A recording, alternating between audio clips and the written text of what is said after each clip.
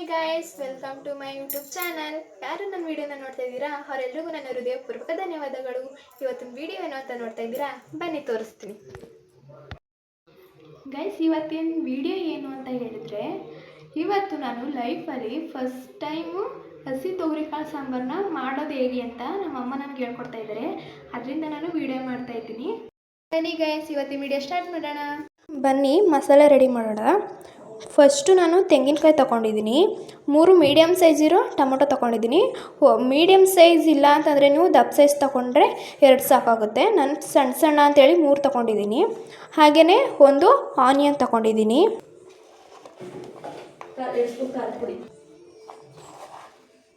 ಅಂತ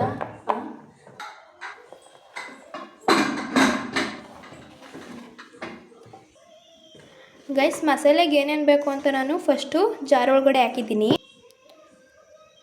ಈಗ 2 ಸ್ಪೂನು ಖಾರದ ಪುಡಿ ಹಾಕ್ತಾಯಿದ್ದೀನಿ. ನಿಮ್ಗೇನಾದರೂ ಜಾಸ್ತಿ ಖಾರ ಬೇಕು ಅಂದರೆ ನೀವು ಸ್ವಲ್ಪ ಎಕ್ಸ್ಟ್ರಾ ಹಾಕೋಬೋದು. ಬನ್ನಿ ಈಗ ಇದನ್ನು ರುಬ್ಕೊಂಡು ಬರೋಣ. ಇವಾಗ ನಾನು ಸ್ವಲ್ಪ ನೀರು ಹಾಕ್ತಾಯಿದ್ದೀನಿ. ಇವಾಗ ರುಬ್ಕೊಂಡು ಬರೋಣ ಬನ್ನಿ. ನೋಡಿ, ನಾನು ಚೆನ್ನಾಗಿ ನೈಸ್ಗಾಗೋ ಥರ ರುಬ್ಕೊಂಡಿದ್ದೀನಿ. ಹಾಗೆ ನಾನು ಪಕ್ಕದಲ್ಲೇ ರೈಸ್ ಇಟ್ಟಿದ್ದೆ.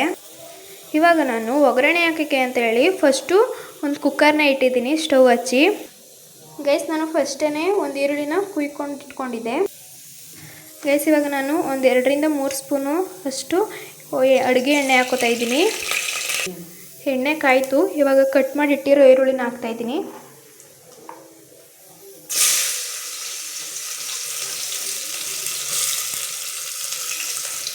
ಇವಾಗ ಈರುಳ್ಳಿ ಕೆಂಪಾಗೋವರೆಗೂ ನಾನು ಕೈ ಆಡಿಸ್ತಾ ಇದ್ದೀನಿ. ಎಣ್ಣೆ ಕೈಗಾರ್ತಾ ಇದೆ ಗೈಸ್. ಫಸ್ಟ್ ಟೈಮ್ ಮಾಡ್ತಿರೋದು ಭಯ ಆಯ್ತಾ ಇದೆ. ನಮ್ಮ ಅಮ್ಮ ಬಿಡ್ತಾನೆ ಇಲ್ಲ. ಗೈಸ್, ನೀವು ಈರುಳ್ಳಿನ ರೋಸ್ಟ್ ಮಾಡಬೇಕಾದ್ರೆ ಸ್ಟವ್ನ ಮೀಡಿಯಮ್ ಸೈಜ್ ಇಟ್ಟಿರಬೇಕು. ಜಾಸ್ತಿ ಏನಾದ್ರು ಮೀಡಿಯಮ್ ಸೈಜ್ ಇಲ್ಲ ಅಂತಂದರೆ ಈರುಳ್ಳಿ ಎಲ್ಲ ಫುಲ್ಲು ರೋಸ್ಟಾಗಿ ಬ್ಲ್ಯಾಕ್ ಕಲರ್ ಬಂದುಬಿಡುತ್ತೆ. ಅದಕ್ಕೆ ನಾನು ಸ್ಲೋವಲ್ಲಿ ಇಟ್ಕೊಂಡು ಈರುಳ್ಳಿನ ಫ್ರೈ ಮಾಡ್ಕೊತಾ ಇದ್ದೀನಿ.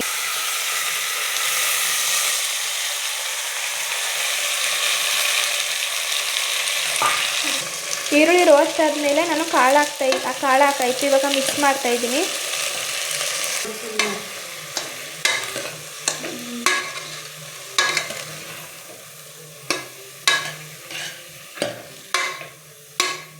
ನಾನು ಚೆನ್ನಾಗಿ ಮಿಕ್ಸ್ ಮಾಡಾಯ್ತು. ಹಸಿ ಕಾಳು ಎಣ್ಣೆಲಿ ಫ್ರೈ ಆಗೋ ತನಕ ಸ್ವಲ್ಪ ಕೈ ಆಡಿಸ್ತಾ ಇರಬೇಕು. ಗೈಸ್, ನಾನು ರುಬ್ಕೊಂಡಿಟ್ಟಿರುವಂಥ ಮಸಾಲನ ಇವಾಗ ಹಾಕ್ತಾಯಿದ್ದೀನಿ.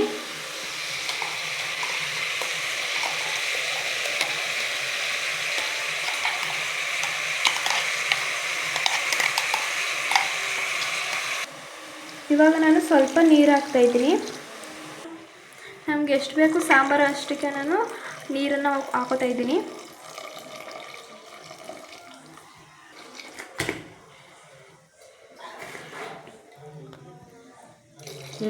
ಸಾಕು. ನಾನು ಇವಾಗ ಮಿಕ್ಸ್ ಮಾಡ್ತಾಯಿದ್ದೀನಿ.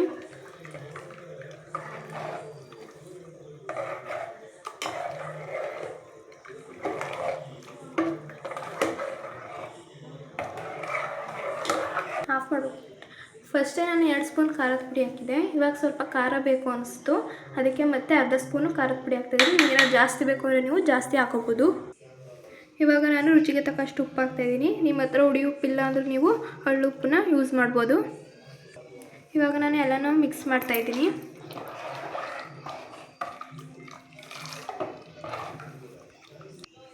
ಇವಾಗ ಮಿಕ್ಸ್ ಮಾಡಾಯಿತು. ಇವಾಗ ನಾನು ಕುಕ್ಕರ್ನ ಕ್ಲೋಸ್ ಮಾಡ್ತಾಯಿದ್ದೀನಿ.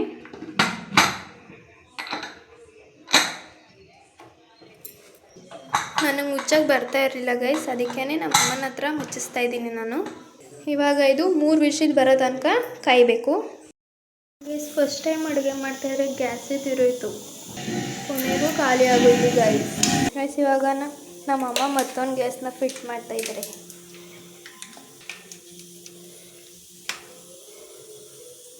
ಆಮೇಲೆ ಪಿನ್ನಲ್ಲಿ ಯಾಕೆ ತೂತು ಮಾಡಿದೆ?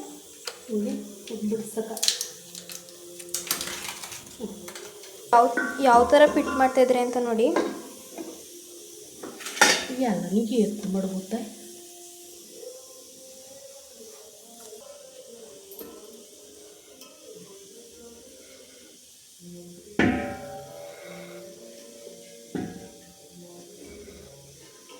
ಆಯ್ತಲ್ವಮ್ಮ? ಆಗ್ತದೆ.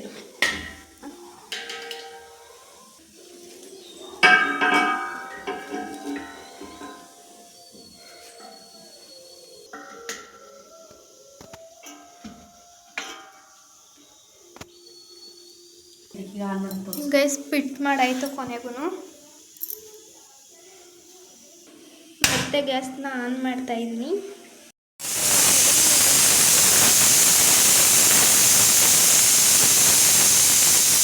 ಗೈಸ್ ಇವಾಗ 2ನೇ ವಿಸಿಲ್ ಬರ್ತಿದೆ.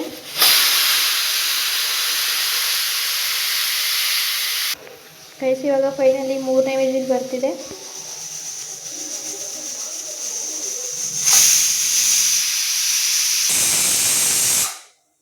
ಇವಾಗ ಕೂಲಾಗಲಿ ಅಂತ ನಾನು ಸ್ಟವ್ ಆಫ್ ಮಾಡ್ತಾ ಇದ್ದೀನಿ.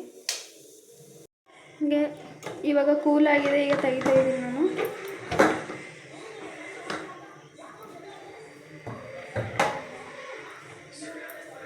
ಮಿಕ್ಸ್ ಮಾಡ್ತಾ ಇದ್ದೀನಿ.